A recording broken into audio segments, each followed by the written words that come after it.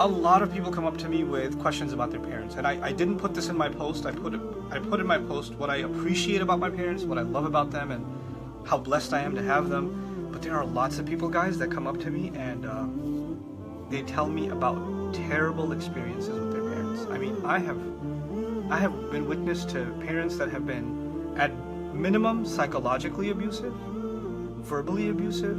I've heard about parents that are physically abusive, sexually abusive.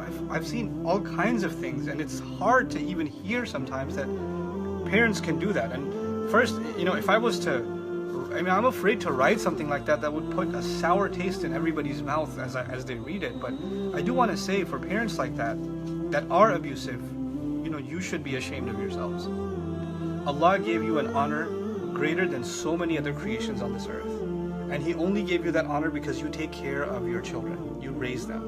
Quran says, Kama Rabbayani Saghira, they ensured my growth. So your part was, as a parent, you ensured that they grow well, that they're taken care of, that their needs are provided for, that they're protected, that they're safe.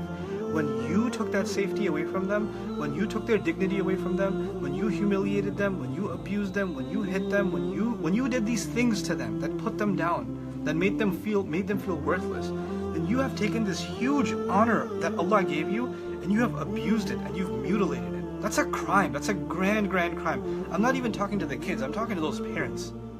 That's something I don't know how you'll answer Allah.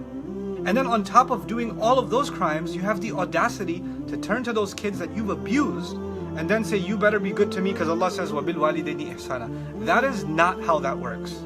That is not how that works. We have to be, and I'll dig into that ayah because that expression is really important. Ihsan means to do your very, very best. Please listen to this carefully. This is an important concept that is not very commonly talked about.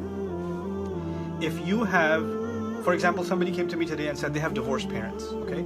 So mom and dad live in two different houses. She's the only daughter. And when I'm spending time with mom, I feel bad because I feel like I'm abandoning dad. When I'm with dad, I feel bad that I'm not with mom. Mom makes me feel guilty when I'm with dad. Dad makes me feel guilty when I'm with mom. And I'm torn on both sides, and you're supposed to be the best to your parents.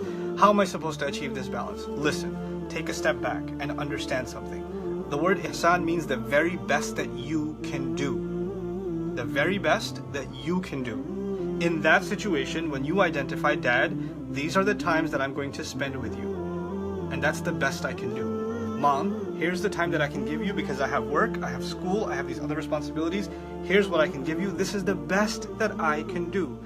Even after that, when they're giving you guilt trips and making you feel like you're worthless and all that, if you can turn to Allah and say, this is the best that I can do, Ya Allah, and you know that that's the best that I can do, then that's fine. In one case, when a parent is extremely abusive, and just being in their company is harming you, it's literally harming you. Physically, emotionally, in some other way, it's harming you. Then being away from them and keeping a safe distance from them is the best that you can do. There's nothing better that you can do. So ihsan is actually relative to each situation. Allah did not put one standard on all of us for what we can do for our parents. There's sometimes people don't understand that in every relationship, even in the parental relationship, there are boundaries. There are some things that, if you don't draw a line, people will keep taking more and more from you. Like if you have, for example, if you have friends that make fun of you and you never say anything, then they'll insult you more the next time, then more. You never drew a line. The same way with your parents, sometimes they ask for your time. They say, hey, I need your help. Then you go and help. No, now I want you to do this. Now I want you to do this. Now I want you to do this. And you say, but dad, I have to get to work. Or mom, I have to get to school. Or I have an assignment to finish. Or I have this, or I have that. No, that's not important. What, are you not going to listen to your parents? وَبِالْوَالِدَيْنِ إِحْسَانًا. And then you shut up and you just do what they told you, and then you're developing resentment towards them. Eventually you're going to burn out, you're going to disrespect them, you're going to stop talking to them. Crazy things are going to happen. How do you avoid all of that? Take a step back and say, Mom, I want to help. This is the day that I can help you. This is how much time I can give you for help, and I cannot do anymore. And even if she complains and cries and says, you're the worst daughter ever, the worst son ever in the universe, it's okay. You drew a line. And once you stick with that line, then the next time that line will be respected. In the beginning, it will feel like torture, but then they will learn to respect that line that you've respectfully drawn. You haven't drawn an abusive line, you have drawn a reasonable line. And that has to happen in every relationship, with your kids, with your parents, with your spouse, with your friends, with work.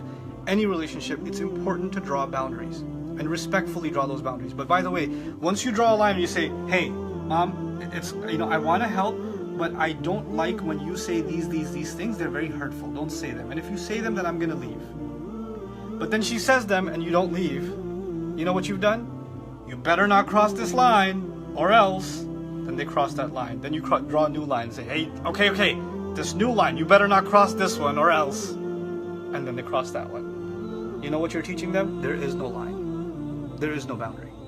This is a really serious problem many of us have in all of our relationships, that we don't know how to draw a line. And that has to happen even with our parents, respectfully, with the best possible intention, with the most loving, caring words, with the most consideration, but this has to happen. Otherwise, you'll just end up in miserable relationships, not just with your parents, in every relationship. You're going to be miserable. May Allah protect you from that kind of misery.